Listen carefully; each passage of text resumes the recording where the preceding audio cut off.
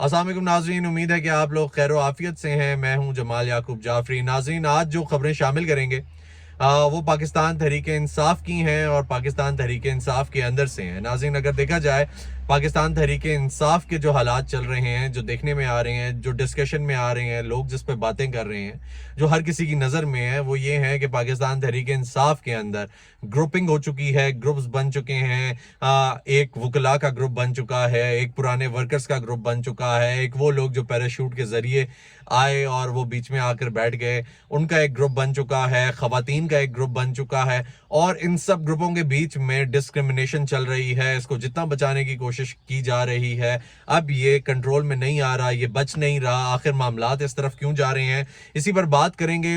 और इसके अलावा ये भी बात करेंगे कि जो इमरान खान साहब हैं, उन्होंने मीडिया सहाफ़ियों से गुफ्तगू करते हुए जनरल आसिम मुनीर, जो कि आर्मी चीफ हैं, सिपह सालार हैं, उनके बारे में क्या कहा और उनको क्या कुछ कहा। उसके अलावा पाकिस्तान के बारे में क्या क्या एग्जाम्पल्स दी, वो आपके सामने रखेंगे। अगर अभी तक आपने चैनल सब्सक्राइब नहीं किया, प्लीज़ इसको सब्सक्राइब करें, बेल आइकन को प्रेस करें ताकि आने वाले नोटिफिकेशंस बआसानी आप तक पहुंच सकें। नाज़रीन, सबसे पहले शामिल करते हैं कि बानी पाकिस्तान तहरीक इंसाफ इमरान खान की अडयाला जेल में सहाफ़ियों से गुफ्तगू, और उस गुफ्तगू में उन्होंने ये कहा कि सारी कौम को पता है कि जनरल आसिम मुनीर मुल्क चला रहा है। अब उन्होंने जनरल आसिम मुनीर साहब को डायरेक्टली टारगेट करके बोला कि आप मुल्क चला रहे हैं, हर किसी को पता है, ठीक है। और जनरल आसिम मुनीर ने मुझे तोड़ने के लिए तोशा खाना रेफरेंस में बुशरा बीबी को सजा दिलवाई। मुझे और मेरी बीवी को कुछ होता है तो जनरल आसिम मुनीर जिम्मेदार होंगे। London plan general Asim Munir और नवाज शरीफ के दरमियान था। लंदन प्लान के लिए जजेस को भी साथ मिलाया गया। ISI ने जजेस की तकर्रियां करवाई। अगस्त में जब मुझे पकड़ा गया तो पुलिस मेरे बेडरूम में दाखिल हुई, वहां से मेरा पासपोर्ट और चेक बुक भी ले ली गई। इनाम शाह और तोशा खाना के लिए एक मुलाजिम को ISI ने मेरे खिलाफ वादा माफ गवाह बनाया। तोशा खाना में सजा दिलवाने के लिए दुबई में पार्ट टाइम सेल्समैन से ग्राफ ज्वेलरी सेट की मालियत का एक एस्टिमेट लगवाया। तोशा खाना रेफरेंस बनाने पर चेयरमैन नैब और इनाम शाह के खिलाफ केस करूंगा। फवाद चौधरी प्रेस कॉन्फ्रेंस कर चुका था, लेकिन इसके बावजूद इसे वादा माफ गवाह बनाने के लिए पकड़े रखा। अब फवाद चौधरी साहब ने प्रेस कॉन्फ्रेंस तो कोई नहीं की, अगर खान साहब ने यही बोला और जो सहाफ़ी हैं उन्होंने यही रिपोर्ट किया एज इट इज़, जो उस वक्त मौजूद थे, तो फिर खान साहब शायद भूल गए हैं या गलती पे हैं कि फवाद चौधरी साहब ने ट्वीट किया था। फवाद चौधरी साहब ने प्रेस कॉन्फ्रेंस कोई नहीं की थी और उसी में उनके हालात जो हैं वो पूरे हो गए थे। बाकी जो हजरात हैं उन्होंने प्रेस कॉन्फ्रेंस की थी, ठीक है, और बाकियों ने प्रेस कॉन्फ्रेंस करके बहुत सारी बातें भी की थी। परवेज इलाही और शाह महमूद कुरैशी आज प्रेस कॉन्फ्रेंस कर दें तो इसके केसेस भी खत्म हो जाएंगे। चीफ जस्टिस सुप्रीम कोर्ट काजी फायज ईसा को फैजाबाद केस और भुट्टो केस भी याद है, लेकिन नजर नहीं आ रहा कि लोग मिलिट्री जेलों में पड़े हुए हैं। 18 मार्च को मुझे जुडिशल कॉम्प्लेक्स में कत्ल करने का मंसूबा था। 24 घंटे पहले ही जुडिशल कॉम्प्लेक्स को टेक ओवर कर लिया गया था। सादा कपड़ों में मलबूस बहुत से लोग जुडिशल कॉम्प्लेक्स में मौजूद थे। क्यों जुडिशल कॉम्प्लेक्स की CCTV फुटेज सामने नहीं लाई जा रही? इनका ये सवाल था कि ये वो फुटेज भी सामने लाई जाए और मुझे जो कत्ल करने का मंसूबा बनाया गया था उसके मुताबिक भी बात की जाए। जो मशरकी पाकिस्तान में हुआ वही आज हो रहा है। नाज़रीन, इसमें थोड़ा सा इख्तिलाफ है। उससे पहली वाली बातों का भी हम ये नहीं कह सकते कि ये बातें, अब जाहिर सी बात है हर कंडीशन में, हर सिस्टम में एक बात जो है वो चेंज हो जाती है, कंडीशन के हिसाब से चेंज हो जाती है। पहले यही जर्नल्स से, यही फौज थी, यही अफवाज थी, जब तक वो इनके साथ चली 2-3 साल 4 साल जितने टाइम ये रहे, उससे पहले भी इनको स्ट्रॉन्ग किया, आए उनके साथ, उनका साथ दिया उन्होंने, तब तक वो बहुत अच्छे थे, वो चल रहे थे। हर कोई कह रहा था पाक फौज जिंदाबाद, सब कुछ अच्छा है, ठीक है। और जनरल बाजवा साहब भी बहुत अच्छे थे, फैज हमीद साहब भी उस टाइम पे सब बहुत अच्छे थे, इनके लिए बहुत अच्छी थी। अब जैसे ही उन लोगों ने हाथ उठाया तो वो बुरे हो गए, ठीक है, वो बातें बुरी करने लग गए। तो इस तरह की बातें नहीं करनी चाहिए कम से कम इंसान को। तो खैर, जो मशरकी पाकिस्तान के साथ हुआ वही आज हो रहा है।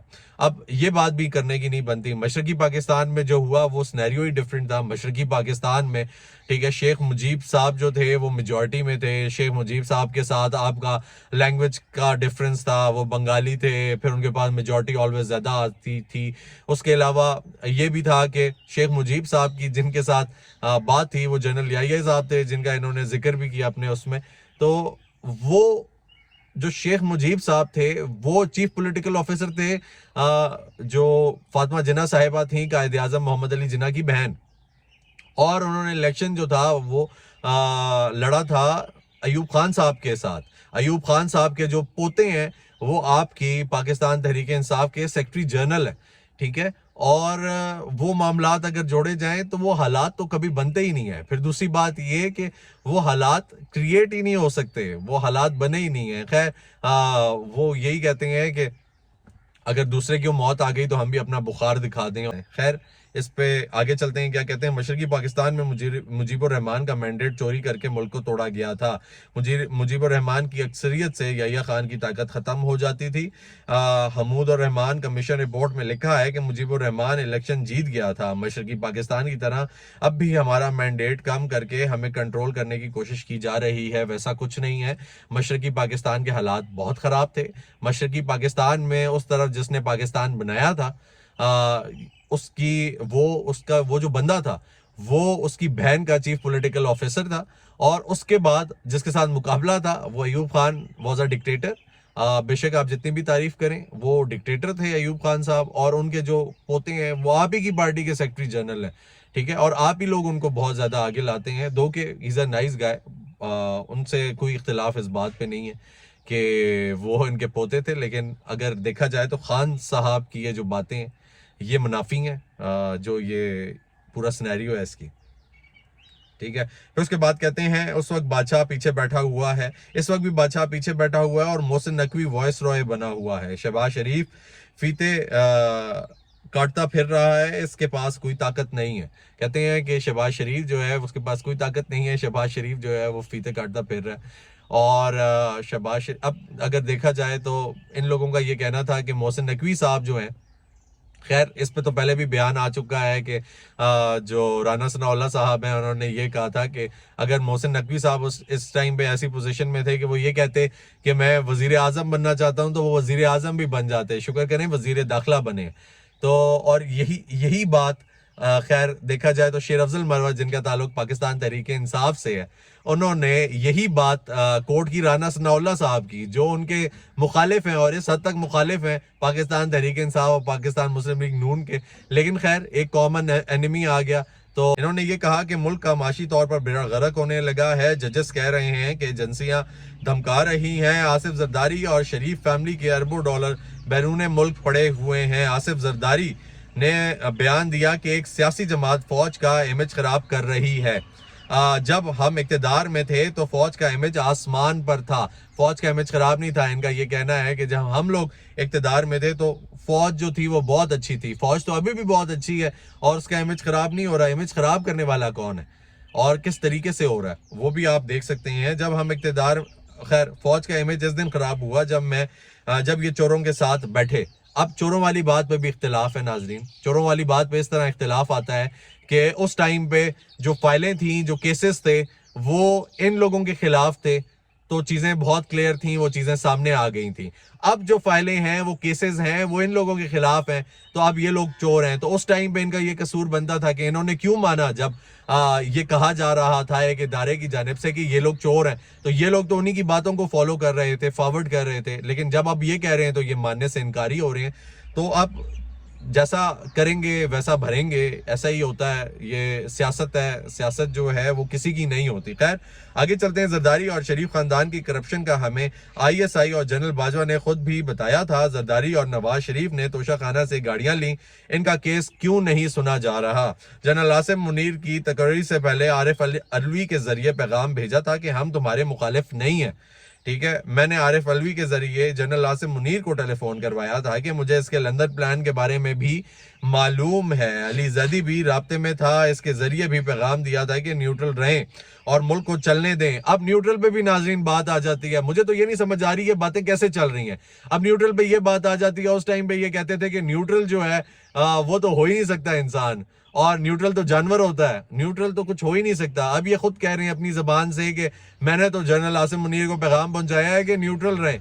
उस टाइम पे न्यूट्रल जानवर होते हैं, तो अब वो न्यूट्रल क्यों रहें, कैसे रहें, कैसे हो सकता है।